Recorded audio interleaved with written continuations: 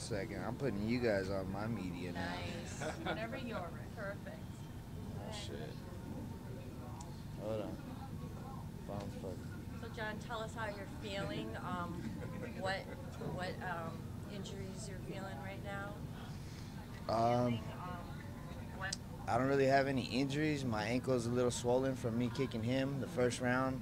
Landed a couple shin on shin and one with my foot that I knew I was going to be feeling after. The cage got me pretty good, took a chunk out of my forehead. But other than that, I don't remember him. He hit me one time in my eyeball, I think. I don't remember anything else. Satisfied with your performance tonight? No, because I want to finish, but I got to be happy with the win at this level. He was number 6, tough dude.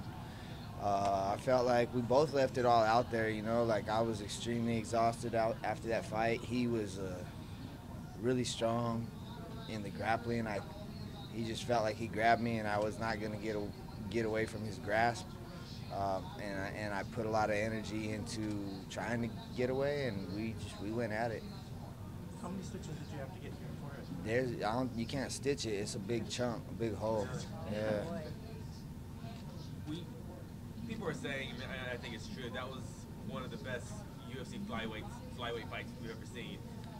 When you were in there, do you feel that way? Like, I'm in a great fight, or is it just I just gotta still win? Or it's just fighting your ass off. I mean, I was just trying to hit him. I was tired. The grappling got me tired pretty quick because I was just trying to grapple him so hard. He was so strong that I had to use a lot of strength to try to, combat him with that. And I just remember after the first round thinking like, damn, I got to put him out. I don't want to go 2 more rounds.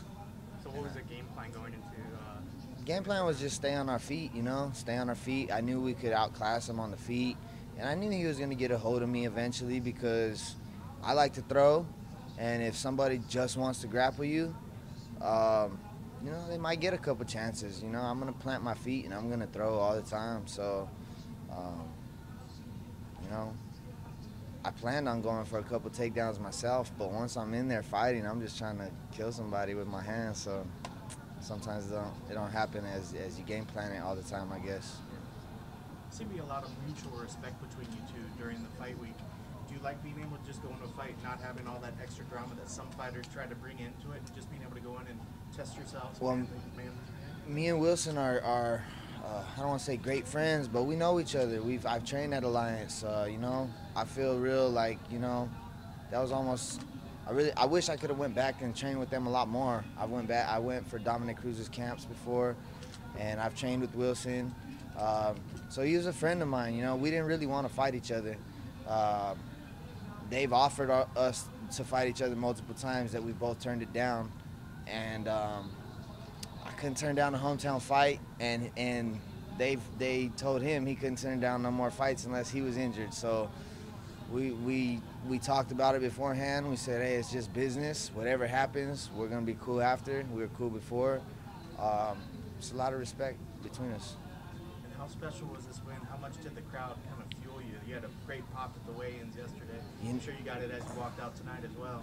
Yeah, for the first time when I was in the cage and they announced Phoenix, and I think at some point, I don't know if the crowd started cheering or what, but I kind of went nuts a little bit before we started fighting. When I was in the cage, I remember kind of screaming a little bit, just getting myself amped, and I felt that. But I don't register that stuff when I'm in there, so I don't really remember hearing the crowd screaming during the fight or anything. But afterward was great, There's a huge wrestling component to this fight. Did you go back to your time at ASU with the wrestling you had to do there? Yeah, I mean, I think it's just more of a mind state. You don't have that split second in the cage you got to wrestle right away. Instead of before, I think I was learning jiu-jitsu, so my mind state was go to jiu-jitsu, and I had to put the mind state to like we got to wrestle hard right away. We don't want to be on bottom because he was a strong grappler. He's might be a black belt or something, and just a stocky guy. And I knew, if we get on bottom, we didn't want to waste time down there. I don't feel like I'll get, I feel like my skills are good enough where I'm not going to get submitted or beat up, but when you lose a lot of time, you know, that's the only thing that made this fight close. He stayed on top of me a little bit. Other than that, I don't really feel like he did anything. He got one good little slam maybe, but didn't hurt or nothing. So I don't really feel like he hurt me or anything, but he took me down a few times, and you know, that was expected. I knew I was going to get up. I told people before the fight, you know, don't be surprised if I take him down and try to beat him up. And a couple times I remember, I think I did get on top of him, and I was like, look, I'm gonna try to beat you up here too. And I think I beat him up more on the ground than he did the whole time he was on me. You know, he got a couple little baby punches, but I remember landing a couple elbows maybe. I believe you brought them before to your fights, but how special was it to be able to bring your kids to the weigh-in and have them here during this whole fight process with you? It's you know, hopefully something they'll remember forever. So it's special to me. It's kind of been tradition. My oldest has come to all the weigh-ins. They both came to the last Phoenix fight, and then they were both able to come to this one. And that's what it's all about to me, man. My kids are my world. Does it help keep you focused having them there? You know, I'm focused no matter what, but it's definitely inside myself, you know, definitely a good feeling, I would say. Good spirits. So I assume you're going to head home with the boys instead of partying? I'm going to go see them. They go to bed, and then I have a good friend that's going to throw me an after party, and I'm going to show up for him, and so we're going to do that a little bit tonight. Was there any difference in your preparation this fight as opposed to your last Phoenix fight, just knowing what you had to do? I mean, we talked about the difference between when you have to travel and when you don't. So Yeah, my last Phoenix fight, let me tell you what. I was not training at all. At all. I had a serious injury. I had no training for September to end of December, so 3 months, and I was off for a year. I came back for camp in June. I trained for camp 6 weeks, fought, lost a split decision. I was rusty, but I was, you know, broke. I had to fight, and that was my opportunity to fight. I came out of that fight. I was just burning desire to go train and do what I did. I was in the training room for about 2 months, and I completely tore the ligament in my elbow. So I did absolutely nothing for that fight, and then 18 days notice, they offered me the fight in my hometown. I couldn't turn it down. I was completely out of shape. Anytime you saw me try to wrestle Sergio Pettis was just to get him thinking, don't think I couldn't take you down, because he keeps posting highlights and shit. So I see that shit. What's up, Sergio? Let's do this again. Let me get some time, or you jump in on short notice with me, because most of these people couldn't have done that.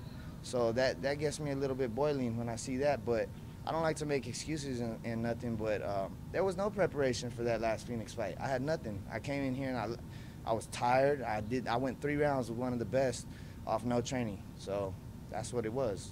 No excuses, but that's what it was. Over your last 3 fights, you really proved, I think, to most of the world that you are a top 5 guy.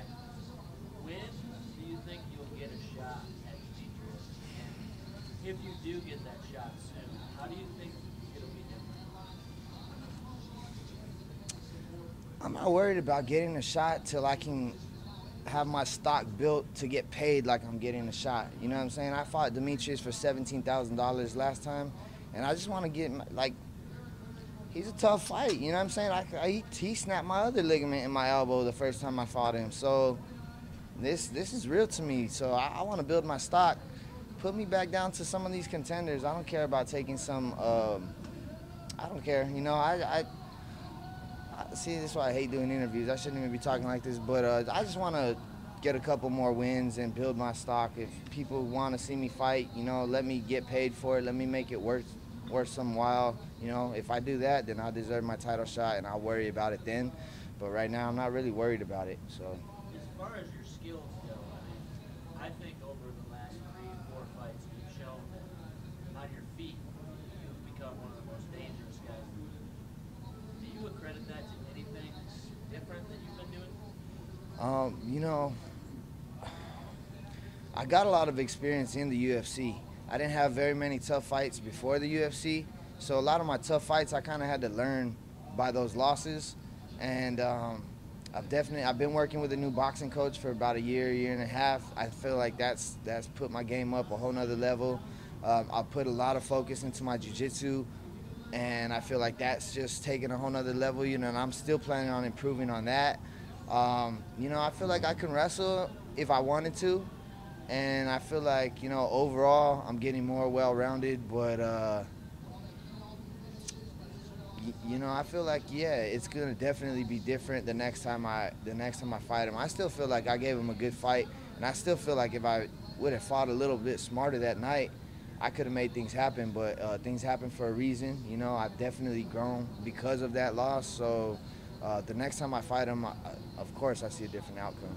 So next for you want Sergio again? I shouldn't have called him out because I was hoping somebody would pull out of my fight so he could jump in on short notice, and then we could see what he does on short notice. But yeah, I'll take that fight again. But whoever they give me, man, couple fools keep calling me out, saying my name. So I'm not trying to get I feel like it's bad karma if I say their name and call them out. So I try to stay away from that. But you guys have my blood boiling for a second.